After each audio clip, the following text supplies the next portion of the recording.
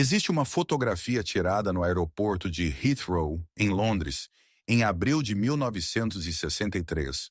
Olivia de Havilland, vencedora de 2 Oscars, uma lenda de Hollywood, aparece na pista segurando a mão de seu filho adolescente.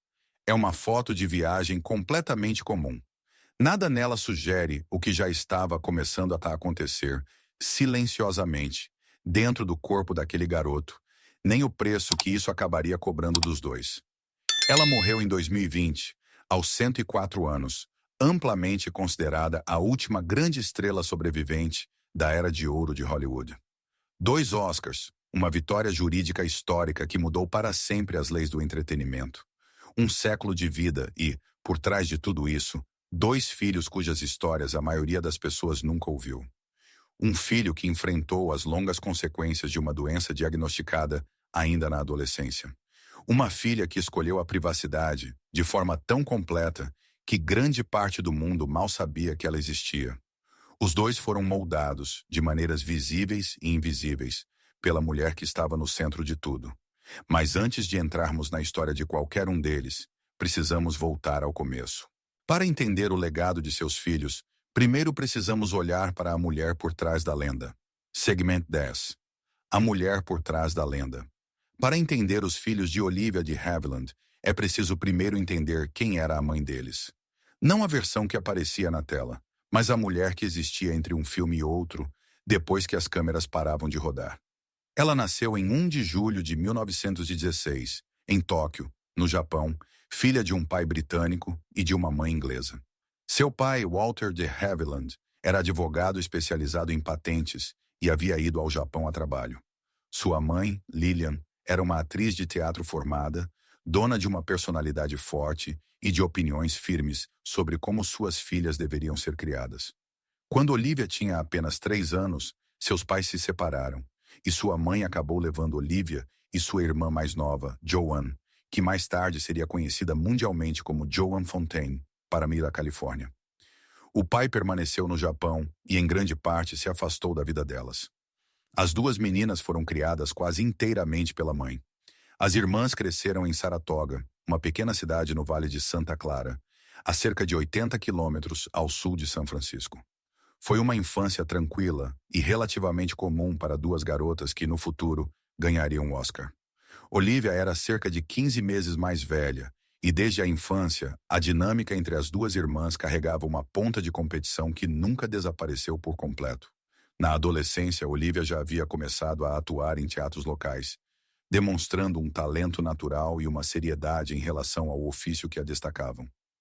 Quando o diretor austríaco Max Reinhardt foi à Califórnia em 1934 para montar uma produção de Sonho de uma Noite de Verão no Hollywood Bowl, Olivia, então com 18 anos, recebeu uma vaga como substituta. Quando a atriz principal e a primeira substituta desistiram pouco antes da estreia, ela entrou em cena e interpretou Hermia. Reinhardt ficou tão impressionado que a levou para a versão cinematográfica da peça produzida pela Warner Brothers em 1935. Foi assim que tudo começou. Do fim dos anos 1930 até os anos 1940, ela se tornou uma das principais estrelas da Warner Brothers, aparecendo muitas vezes ao lado de Errol Flynn em filmes de aventura como Captain Blood e As Aventuras de Robin Hood.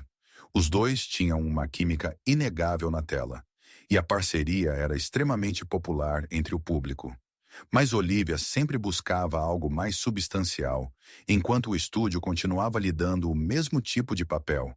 A mocinha de coração doce, a companheira gentil, a mulher que esperava enquanto o homem vivia toda a aventura. Ela achava aquilo limitador e não escondia isso. Sua frustração acabou levando a uma batalha judicial que definiria seu legado quase tanto quanto seus próprios filmes. Em 1943, ela levou a Warner Brothers aos tribunais, argumentando que o estúdio havia prolongado ilegalmente seu contrato ao adicionar períodos de suspensão ao prazo original de 7 anos. Foi um ato verdadeiramente corajoso.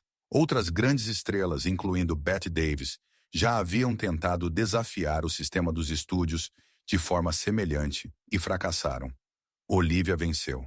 A decisão resultante de seu caso, ainda hoje conhecida como Lei de Havilland, limitou fundamentalmente a forma como os estúdios podiam prender atores a contratos de longo prazo. Isso mudou o equilíbrio de poder em Hollywood de uma maneira que beneficiou artistas por gerações. Seus trabalhos dramáticos nos anos seguintes lhe renderam 5 indicações ao Oscar e 2 vitórias. Por Só Resta uma Lágrima, em 1946, e Tarde Demais, em 1949. Naquele momento, ela já era amplamente considerada uma das melhores atrizes de sua geração. Não apenas uma estrela contratada por um estúdio, mas uma artista de verdade, com algo a dizer. Mas quando o segundo Oscar chegou, sua vida pessoal já havia tomado um rumo que moldaria tudo o que viria depois.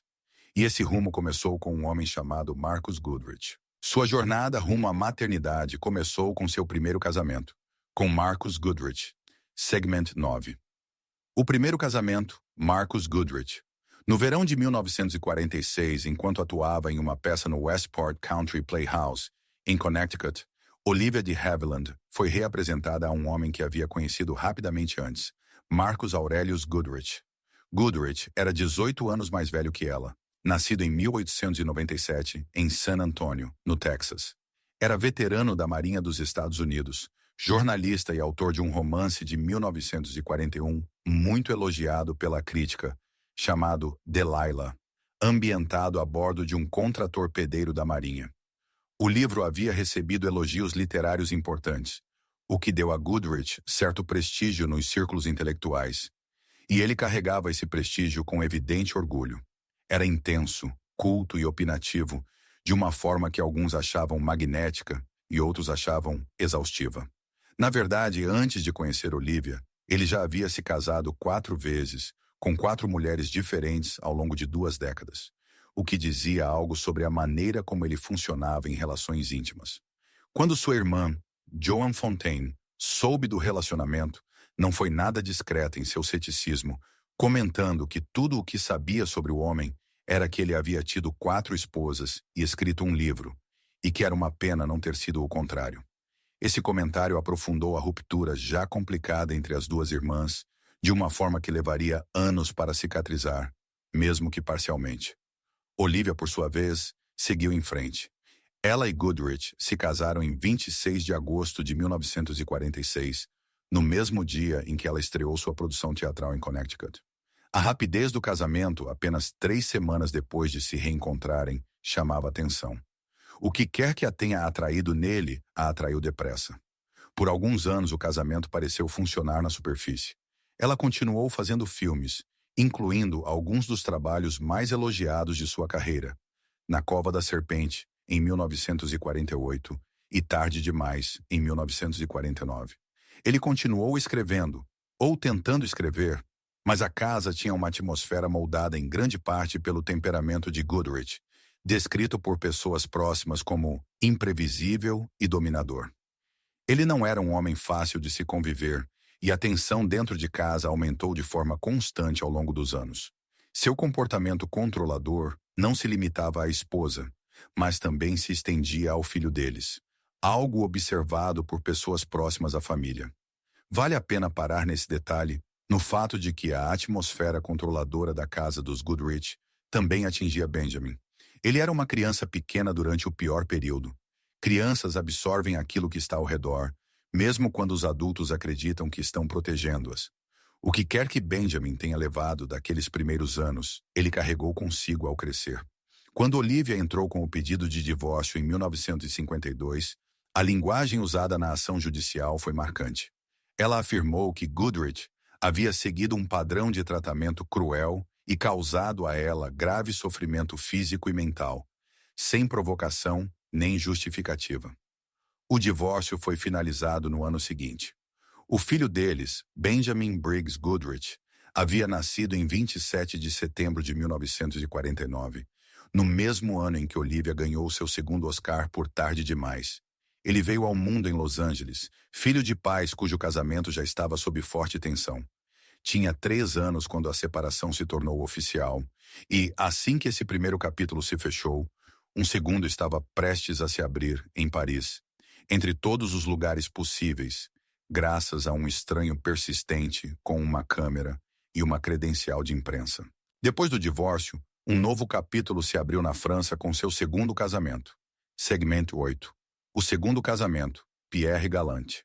Em 1953, Olivia estava recém-divorciada e tentando seguir a vida como mãe solteira de um menino pequeno. Ela levou Benjamin ao Festival de Cannes naquele ano, e foi ali, na Riviera Francesa, que percebeu pela primeira vez um homem observando-a. Não de forma invasiva, mas como alguém tentando criar coragem para dizer alguma coisa. Seu nome era Pierre Galante. Ele era editor executivo da Paris Match, a revista ilustrada de notícias mais lida da França. E, segundo a maioria dos relatos, um homem de charme considerável. Ele havia sido designado para cobrir Cannes e se viu atraído por de Havilland de uma forma que aparentemente tornou bastante difícil se concentrar no festival em si. Era 10 anos mais velho que Olivia, e ao contrário de Marcus Goodrich, sua reputação entre aqueles que o conheciam era a de uma pessoa calorosa e verdadeiramente sociável.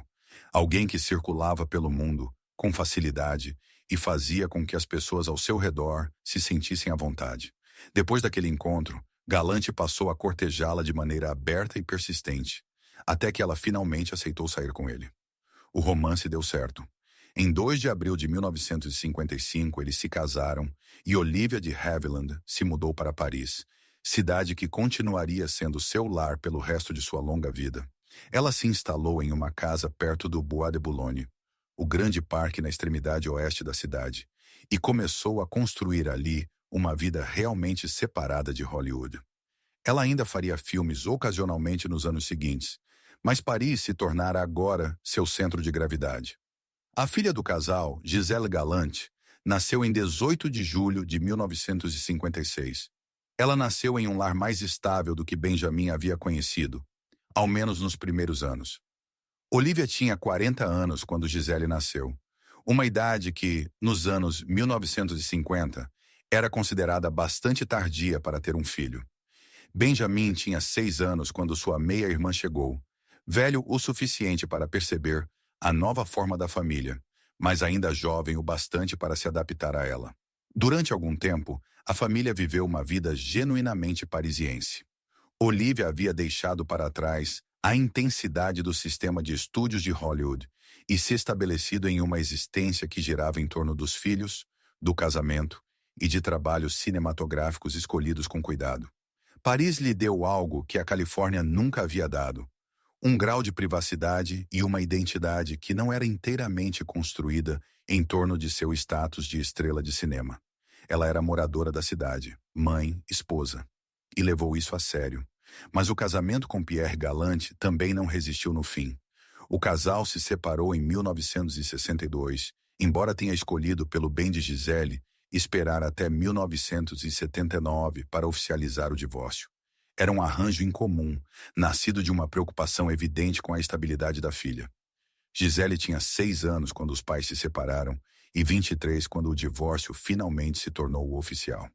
Quaisquer que fossem as tensões entre Olivia e Pierre, eles decidiram desde cedo que Gisèle não precisava carregar o peso de um lar desfeito enquanto ainda era criança.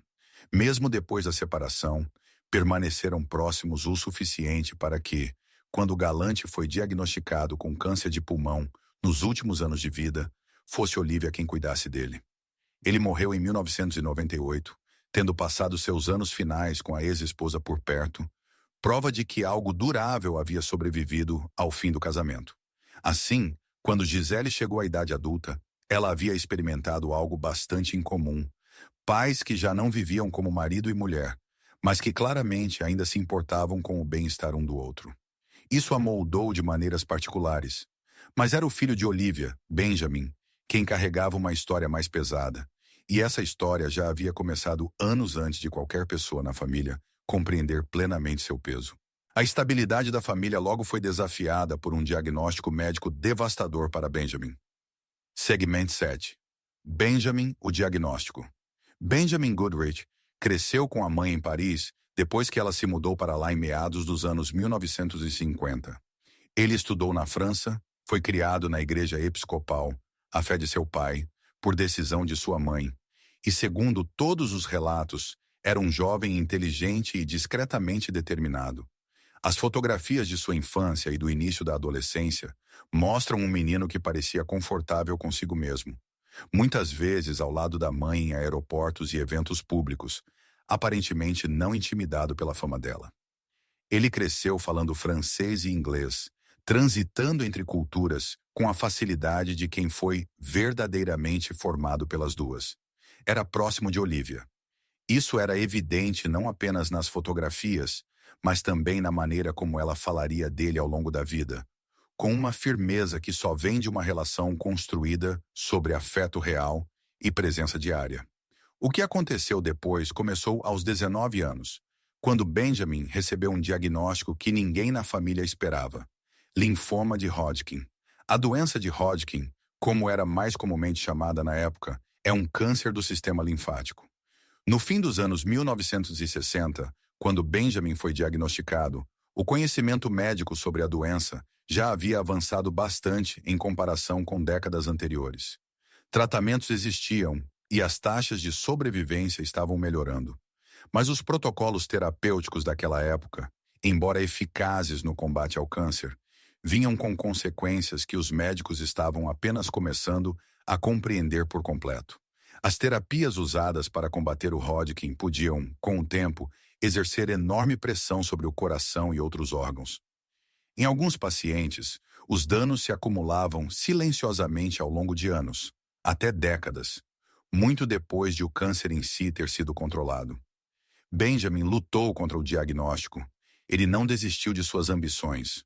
Depois do tratamento, voltou aos estudos e acabou obtendo um diploma.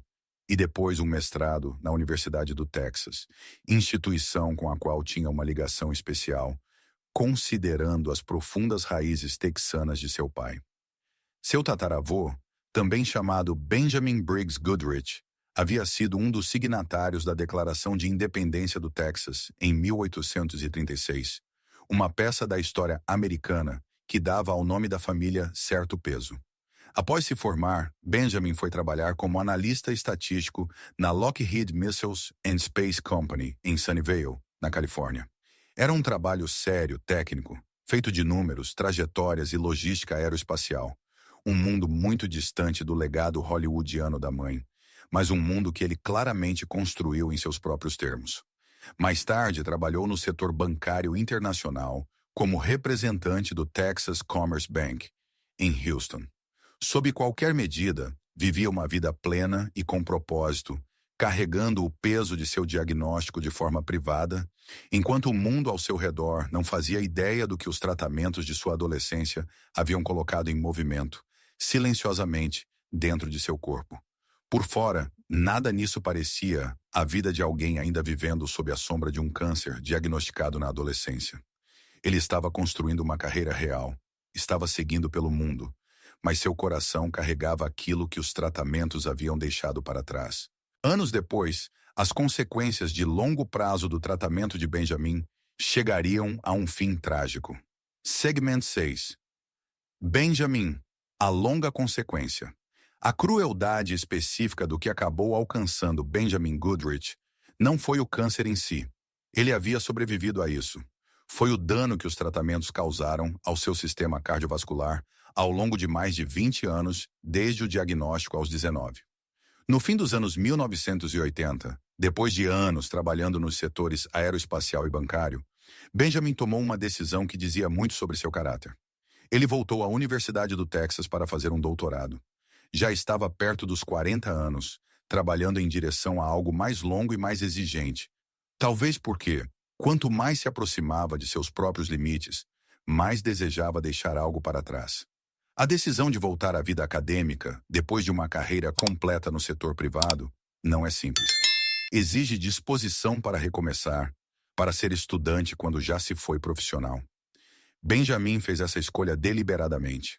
No período que antecedeu sua morte, ele havia voltado para Paris, para a casa da mãe, na verdade.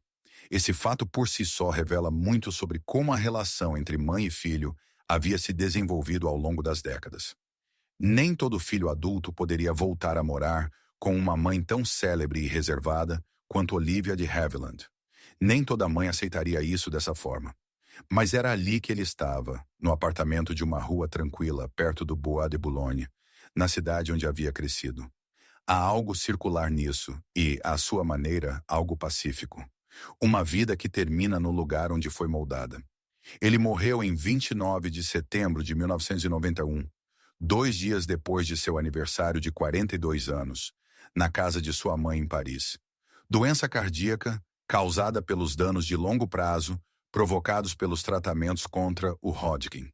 Ele carregou essa consequência como um relógio silencioso dentro de si por mais de 2 décadas, até que finalmente seu coração cedeu. Tinha 42 anos. Seu funeral foi realizado na Catedral Americana de Paris, a mesma igreja onde sua mãe havia servido por anos como leitora das Escrituras e onde ela própria seria homenageada quase 3 décadas depois.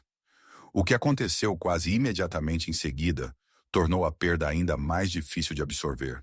Seu pai, Marcus Goodrich, morreu apenas 3 semanas depois, em 20 de outubro de 1991. Tinha 93 anos. O homem que havia causado tanta dor à mãe de Benjamin, o mesmo homem que ela descreveu após sua morte como um escritor magistral e uma pessoa notável, morreu mal 3 semanas depois de seu único filho. Pai e filho partiram no mesmo mês. Olivia tinha 75 anos quando tudo isso aconteceu. Em um mês, ela perdeu seu primeiro filho e seu primeiro marido. Ela viveria por quase 30 anos depois disso.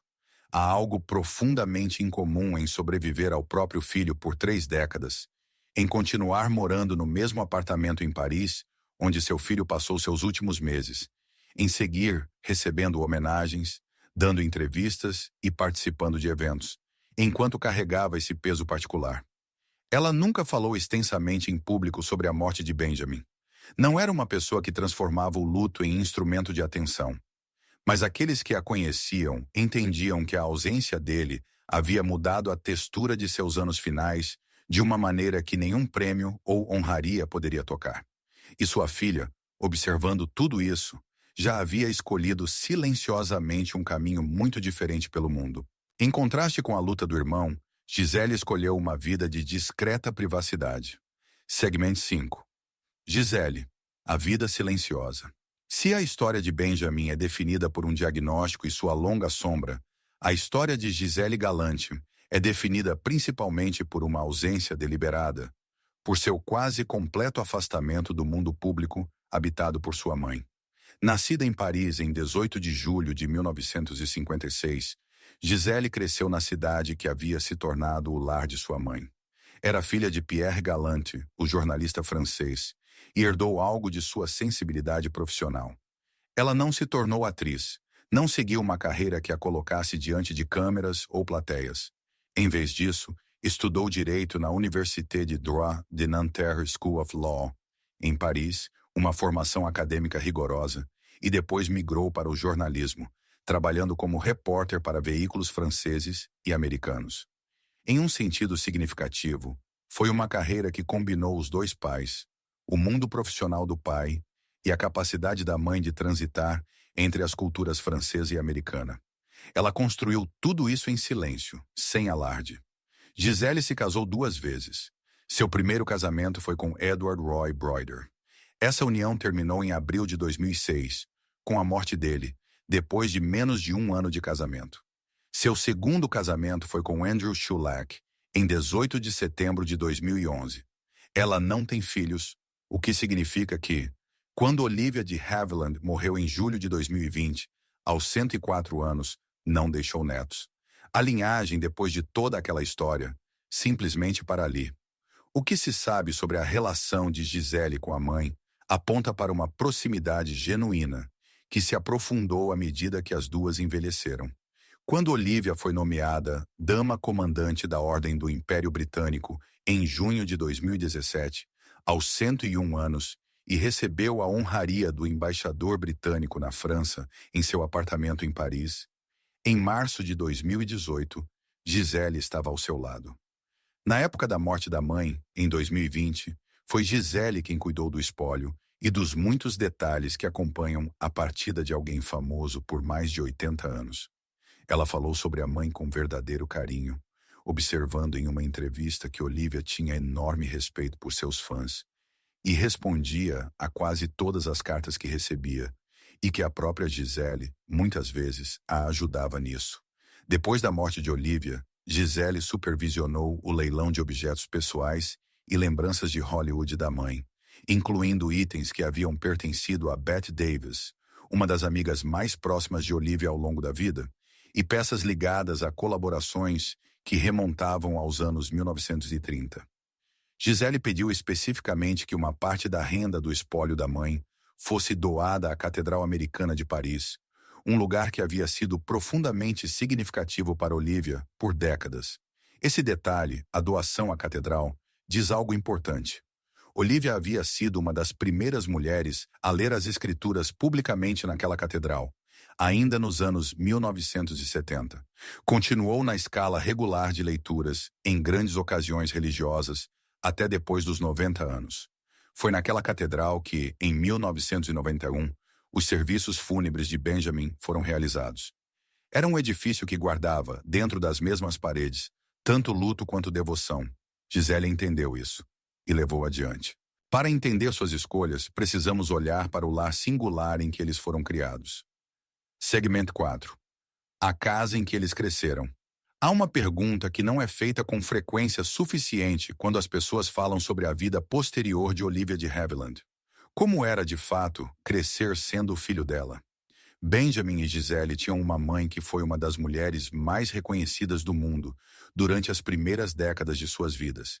Alguém que recebeu uma ovação de pé no Oscar de 2003, sua última aparição ali, simplesmente por entrar no palco, alguém que ainda lia as escrituras em uma catedral em Paris, depois dos 90 anos, e que, aos 101, tornou-se a mulher mais velha a receber o título de Dama Comandante da Coroa Britânica.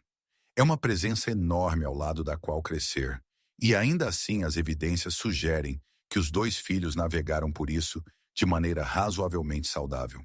Benjamin, construindo uma carreira técnica nos setores aeroespacial e acadêmico.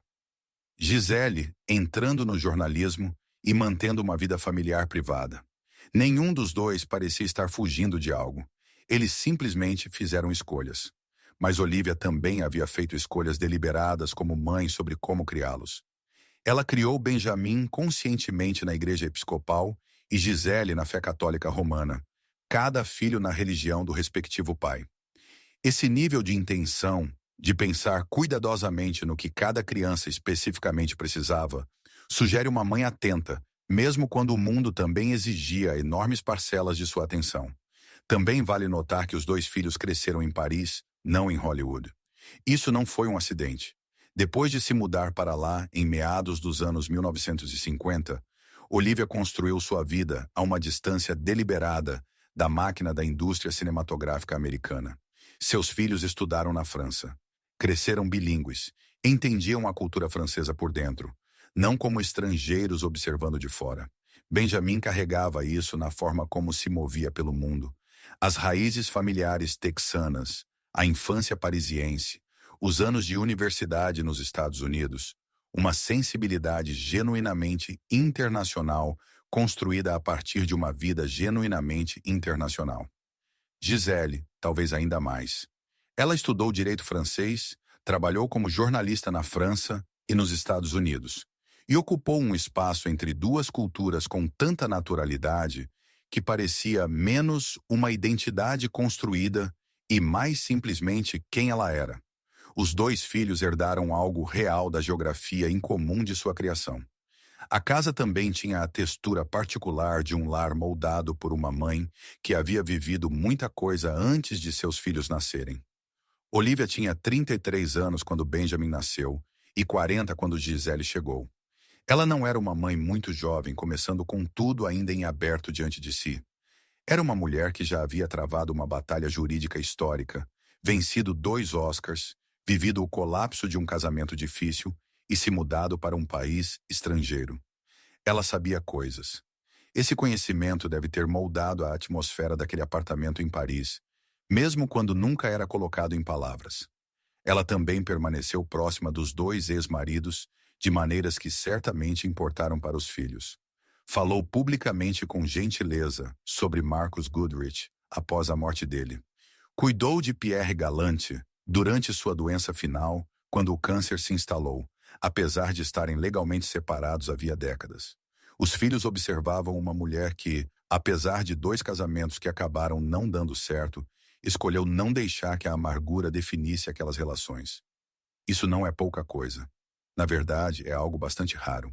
Os últimos anos de Olivia foram marcados pela experiência profunda de sobreviver ao próprio filho. Segment 3. Uma mãe que sobreviveu ao filho.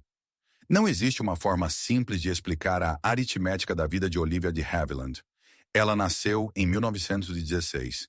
Seu filho nasceu em 1949. Ele morreu em 1991. Ela viveu até 2020.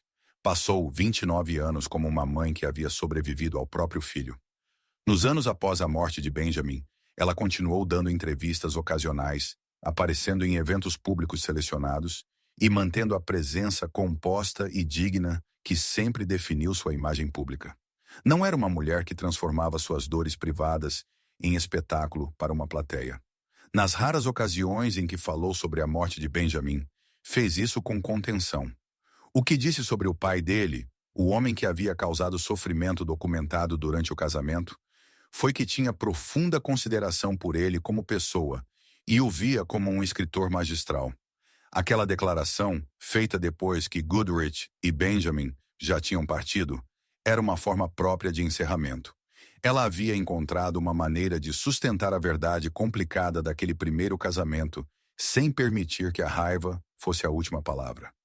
Mas existe um tipo particular de resistência, exigido de um pai ou de uma mãe que enterra um filho, e depois continua vivendo por mais 3 décadas. O mundo espera que você absorva isso, que carregue isso sem deixar aparecer demais, e então continue sendo quem o mundo precisa que você seja. Olivia de Havilland fez exatamente isso. Continuou sendo Olivia de Havilland, a atriz, o ícone, a dama, a mulher que um dia enfrentou nos tribunais o estúdio mais poderoso de Hollywood e venceu. Nada disso apagou o que setembro de 1991 tirou dela. O fato de seu filho ter morrido em sua própria casa, de ela ter estado ali, por perto, nas semanas e meses que antecederam esse momento, dá à perda uma intimidade particular, fácil de deixar passar quando se lê isso em uma breve biografia. Ele havia voltado para Paris. Estava trabalhando no doutorado, tentando alcançar algo. Ela foi sua mãe até o último instante.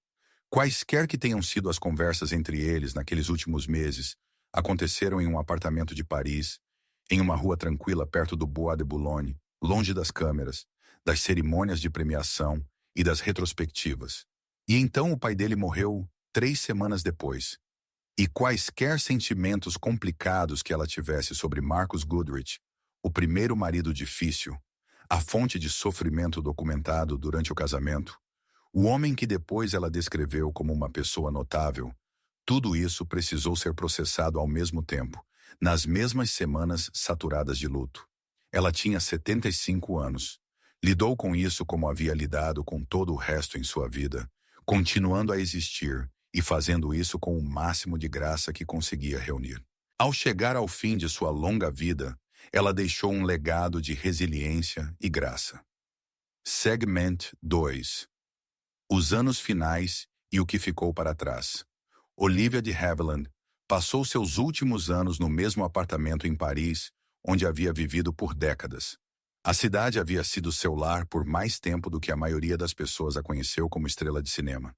Foi o lugar onde criou os 2 filhos, onde cuidou de Pierre Galante no fim da vida dele, para onde Benjamin voltou em seus últimos meses e onde, em 26 de julho de 2020, ela morreu tranquilamente durante o sono. Tinha 104 anos. Em sua última década, havia se afastado em grande parte da vida pública, mas permaneceu mentalmente lúcida e interessada no mundo ao seu redor. Continuou lendo, continuou se correspondendo com pessoas importantes para ela e continuou frequentando os serviços da Catedral Americana, que era uma presença constante em sua vida parisiense desde os anos 1970. Ela havia sido uma das primeiras mulheres a atuar como leitora ali, lendo as escrituras em voz alta para a congregação e essa prática permaneceu com ela ao longo das décadas. Havia algo apropriado nisso. Uma mulher que passou a vida profissional dando voz às palavras de outras pessoas, encontrou em sua vida privada um sentido profundo em dar voz a palavras que carregavam um peso completamente diferente. Seu funeral foi realizado na Catedral Americana de Paris, o mesmo edifício onde os serviços de seu filho haviam acontecido 29 anos antes.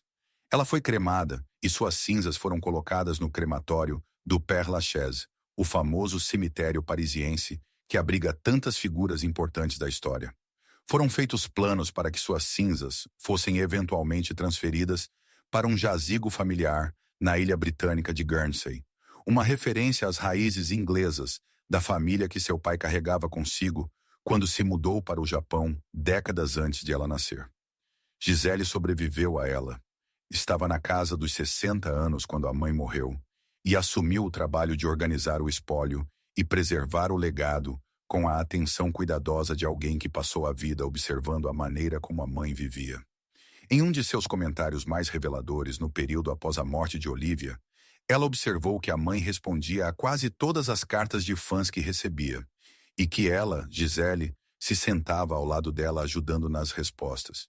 Essa imagem, uma Olivia de Havilland, já na casa dos 90 anos, sentada à mesa em seu apartamento de Paris, lendo cartas de desconhecidos, com a filha ajudando ao lado, de alguma forma revela mais do que qualquer prêmio, batalha judicial ou papel famoso no cinema. É a imagem de uma mulher que até o fim levou seus relacionamentos a sério, com seus fãs, com sua fé, com sua família. Ela venceu 2 Oscars, mudou as leis do entretenimento. Foi nomeada Dama do Império Britânico aos 101 anos. Apareceu em E o Vento Levou e viu o mundo mudar ao seu redor durante um século. E também se sentou em um apartamento de Paris em 1991, na semana após a morte do filho, e precisou encontrar uma maneira de continuar se levantando pela manhã. As duas coisas são verdadeiras. A segunda não é menos importante que a primeira. Olhando para trás, a história de seus filhos revela um lado profundamente pessoal de um ícone mundial. Segmento 1. Olhando para trás. Quando se coloca diante de nós o quadro completo do que aconteceu com os 2 filhos de Olivia de Havilland, algumas coisas se destacam. Benjamin Briggs Goodrich foi diagnosticado com linfoma de Hodgkin aos 19 anos e passou as 2 décadas seguintes construindo uma vida realmente realizada, acadêmica, profissional, multilingüe, internacional, antes que os danos de longo prazo de seu tratamento o alcançassem aos 42 anos. Ele morreu no dia de seu aniversário. Morreu na casa da mãe. Seu pai deixou o mundo 3 semanas depois. 2 gerações partiram em um único mês. Até onde os registros indicam, ele nunca se casou e não deixou filhos. A linhagem Goodrich, que vinha da Declaração de Independência do Texas, passava por um romancista da Marinha e chegava a um analista estatístico trabalhando em seu doutorado em Paris. Simplesmente terminou ali, silenciosamente, em um apartamento parisiense. Gisele Gallant Chulac ainda está viva. Está no fim da casa dos 60 anos. Construiu uma carreira no jornalismo. Casou-se 2 vezes e não tem filhos. Ela é a última pessoa na Terra que conheceu Olivia de Havilland como mãe e não como ícone. É uma posição incomum ser a única guardiã restante da versão privada de uma vida tão famosa. Ela carregou isso com evidente cuidado e sem qualquer interesse aparente no brilho dos holofotes que sua mãe ocupou com tanta naturalidade por tantas décadas. O que os 2 filhos tinham em comum era uma mãe extraordinariamente presente na forma como escolhia permanecer próxima deles, independentemente do que estivesse acontecendo em sua vida profissional ou nas consequências de seus casamentos. Ela se mudou para Paris e ficou lá. Criou os filhos na cidade onde escolheu construir sua vida real. Não terceirizou o trabalho emocional da maternidade enquanto perseguia sua carreira. Quando o filho voltou a Paris em seus últimos meses, ela estava lá. Quando a filha precisou da mãe ao seu lado, em uma cerimônia aos 101 anos, ela estava lá. Isso não a transforma em santa, e os filhos de pais famosos carregam fardos difíceis de medir por completo. Mas significa alguma coisa o fato de que Benjamin e Gisele tenham se tornado pessoas que, por todas as evidências disponíveis, pareciam gostar e respeitar genuinamente a mãe. Não apenas amá-la por obrigação, mas realmente querer estar perto dela e carregar aquilo que ela representava para o que viesse depois de sua partida. No fim, a história dos filhos de Olivia de Havilland não é uma história de escândalo dramático nem de espetáculo de tabloide. É algo mais silencioso e mais duradouro do que isso. É a história de uma mulher que sobreviveu a uma quantidade enorme de coisas. Profissionalmente, pessoalmente, medicamente, e que durante tudo isso continuou aparecendo pelas pessoas que mais importavam para ela. Ela sobreviveu à maioria delas. Isso tem seu próprio peso. Mas ela apareceu todas as vezes pelo tempo que conseguiu. Se esta história mudou a forma como você enxerga as lendas da Era de Ouro e as famílias que elas deixaram para trás, inscreva-se no nosso canal. Estamos revelando a história que o tempo tentou esconder. Ajude-nos a fazer esta comunidade crescer. Nosso próximo tesouro do passado será revelado em breve. Deixe seu like e inscreva-se para acompanhar.